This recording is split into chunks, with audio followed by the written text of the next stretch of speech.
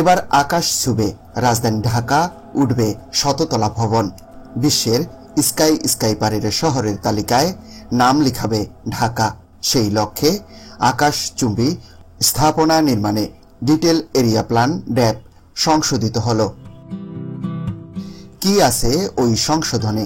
ড্যাপ কি, কিভাবে আকাশচুম্বী স্থাপনা নির্মাণ হবে, আর এসব ভবন হলে দেশের জন্য কি সুফল বয়ে আনবে তা জানাবো আজকের এই প্রতিবেদনে।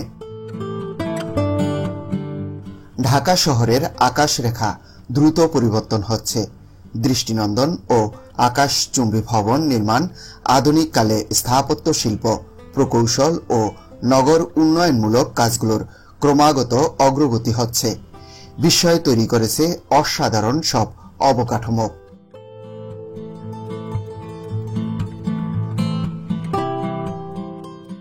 পাল্লা দিয়ে আকাশচুম্বী দৃষ্টিনন্দন ভবন তৈরি করেছে বিশ্বের বিভিন্ন দেশ, আর জানান দিচ্ছে তাদের অর্থনীতির সক্ষমতা। বিশ্বের বিভিন্ন শহরে অবস্থিত কিছু অত্যাধুনিক আর্কিটেকচারাল মাস্টারপিস ভবনগুলো চোখে পড়ার মতো নয়, পাশাপাশি তাদের নির্মাণ খরচও চমকপ্রদ। এগুলো একদিকে যেমন ভিজুয়াল প্রমোদ, তেমনি আর্থিকভাবে অতিরিক্ত বিনিয়োগের বড় উদাহরণ। আর এই আকাশচুম্বী দৃষ্টিনন্দন ভবনগুলো ইউরোপ, আমেরিকার চেয়ে এগিয়ে এশিয়ার দেশগুলোতে। তবে বাংলাদেশের রাজধানী ঢাকার কি অবস্থা? পৃথিবীর অন্য দেশগুলোর তুলনায় বাংলাদেশে আকাশচুম্বী ভবন বেশ কম, উচ্চতা ও সংখ্যা দুদিক থেকেই। বাংলাদেশের সবচেয়ে উঁচু ভবন রাজধানীর মতিঝিলে অবস্থিত সিটি সেন্টার, 561 ফুট উঁচু এই ভবন। তবে তাকে টেক্কা দেওয়ার মতো একের পর এক ভবন তৈরি হচ্ছে বর্তমান রাজধানী ঢাকায়। একদিকে যেমন ঢাকার দিগন্ত রেখা নতুনভাবে সংজ্ঞায়িত করে আকাশ ছোঁয়া ভবন বাড়ছে, তেমনি বাড়ছে চিন্তাও। কারণ যানজট, জনজট আর দূষণের ভারে নতজানু রাজধানী ঢাকা।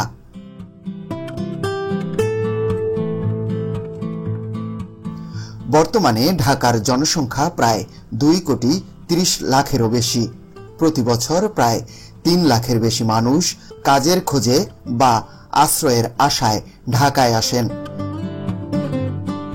ঢাকায় নিম্ন আয়ের মানুষের মধ্যে প্রায় 40 লাখ মানুষ বস্তিতে থাকে।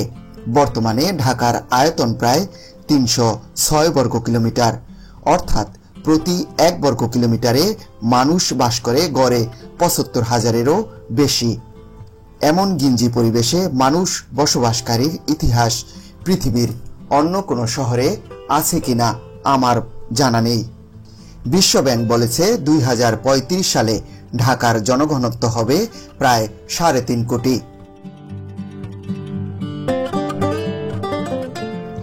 পশ্চাৎের দেশগুলোর মতো সুবিশাল কাজ ঘেরা দালান বাংলাদেশের জন্য ঠিক কতটুকু উপযোগী তা নিয়ে রয়েছে প্রশ্ন। বাংলাদেশের আবহাওয়া, সূর্যের আলো, বাতাস চলাচলের অবাধ ব্যবস্থা থাকা জরুরি। এই চিন্তা দূর করতেই নতুন ড্যাপ সংশোধনী অনুযায়ী ভবনের উচ্চতা নিয়ন্ত্রণ, চারপাশে রাস্তার প্রশস্ত খোলা জায়গার বাধ্যবাধকতার উপর জোর দেওয়া হয়েছে।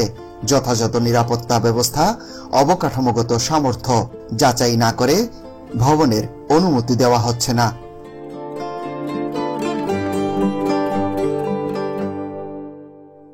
ড্যাপ কি? বহু পুরনো ঢাকা শহরকে নতুন করে পরিকল্পিত নগরীতে পরিণত করার উদ্যোগ নেওয়া হয়েছিল 2010 সালে, আর সেজন্য প্রণয়ন করা হয় ডিটেল এরিয়া প্ল্যান বা বিশদ অঞ্চল পরিকল্পনা ড্যাপ। 1953 সালে টাউন ইমপ্রুভমেন্ট অ্যাক্টের আওতায় 2010 সালে ড্যাপ প্রণয়ন করা হয়।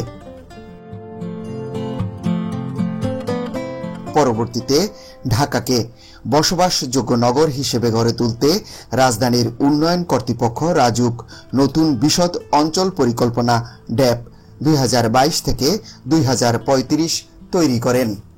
এটি কার্যকর হয় গত বছরের আগস্ট থেকে।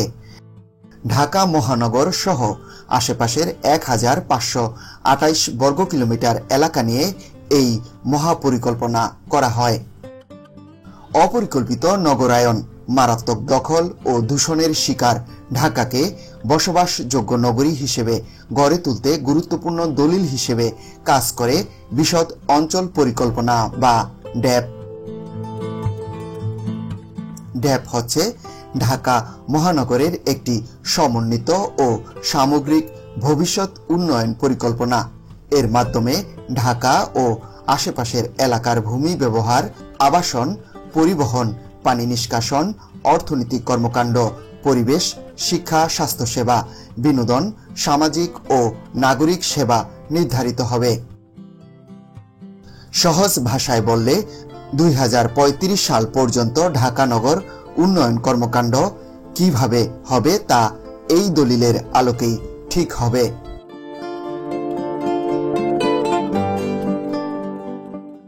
নতুন ড্যাপে 547 কিলোমিটার জনপথকে নগর জীবন রেখা ধরে নতুনভাবে সাজানোর প্রস্তাব করা হয়েছে। এখানে স্বাস্থ্য ও পুষ্টি বান্ধব অবকাঠামো, বিনোদনমূলক স্থান, পরিবেশ বান্ধব হাঁটার পথ, জীবন জীবিকার ভারসাম্য ইত্যাদি থাকবে।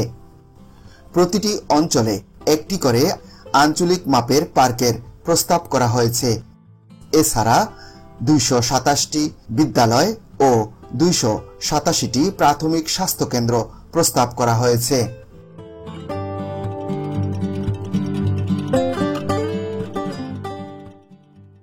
বর্তমানে শহরাঞ্চলে যেভাবে জনসংখ্যা বৃদ্ধি পাচ্ছে সেভাবে নগরের বিস্তার হচ্ছে না।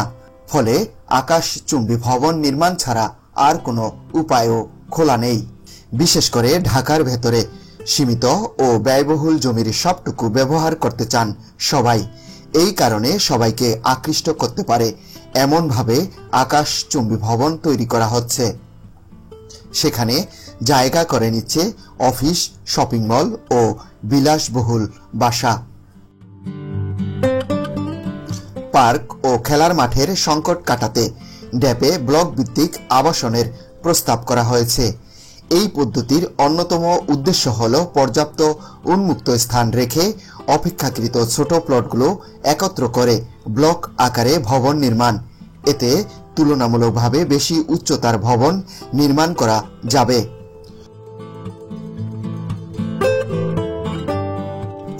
ঢাকা শহরের বেশিরভাগ আকাশচুম্বী ভবন বাণিজ্যিক ভবন, যে কারণে আবাসিক ভবনের মতো অবাধ আলো বাতাস চলাচলের ব্যবস্থা রাখার তেমন কোনো সুযোগ হয় না।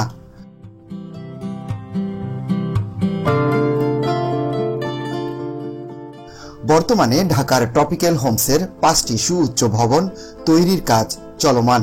ফকিরাপুলে 22 তলা ট্রপিক্যাল মেট্রো সেন্টার, পুরনো পল্টনে 26 তলা ইলেকট্রা টাওয়ার ও মালিবাগে 45 তলা টিএ টাওয়ারের কাজ চলছে। এছাড়াও কারণ বাজারে ট্রপিক্যাল নূর টাওয়ার ও উত্তরাতে ট্রপিক্যাল আহমেদ টাওয়ারের কাজ শেষ হয়েছে। এছাড়া ঢাকার বিভিন্ন প্রাইম লোকেশনে আরও বেশ কিছু সুউচ্চ ভবনের কাজ অতি সত্বর শুরু হবে। 500 ফুট উচ্চতার বেশ কয়েকটি ভবনের নির্মাণ কাজ চলছে।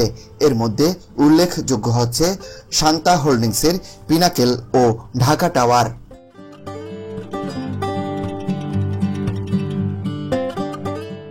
ঢাকার প্রথম 40 তলা কমার্শিয়াল টাওয়ার পিনাকেলের নির্মাণ কাজ শেষের দিকে।